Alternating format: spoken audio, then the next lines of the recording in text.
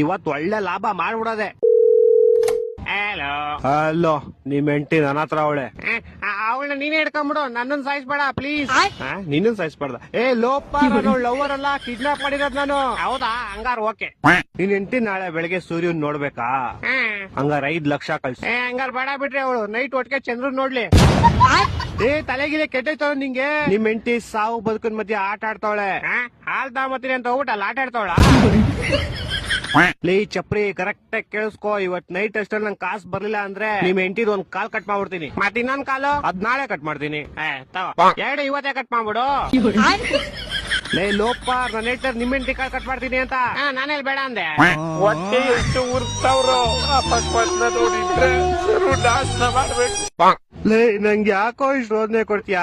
ಒಂದ್ ಕೆಲ್ಸ ಮಾಡೋ, ಒಂದ್ 2 ಲಕ್ಷ ಹೋಗ್ಬಿಟ್ಟು ನಿಮ್ ಹೆಂಡತಿನ ಕರ್ಕೊಂಡು ಹೋಗ್ಬಿಡೋ. 2 ಲಕ್ಷ ಎಲ್ಲ ತುಂಬಾ ಜಾಸ್ತಿ ಆಯ್ತು, ಆಗಲ್ಲ. ಮತ್ತೆ ಇನ್ ಎಷ್ಟ್ ಕೊಡ್ತೀಯಾ?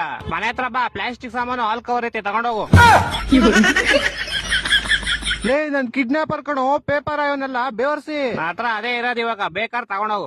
ನನ್ನ ಮಕ್ಕಳು 3 ಬಿಟ್ಟು ನಿಂತ್ಬಿಟ್ಟವ್ರಣ್ಣ. ಮಾನ ಮರ್ಯಾದೆ ಏನು ಇವಾಗ ಸಪೋರ್ಟ್ ಮಾಡೋದು.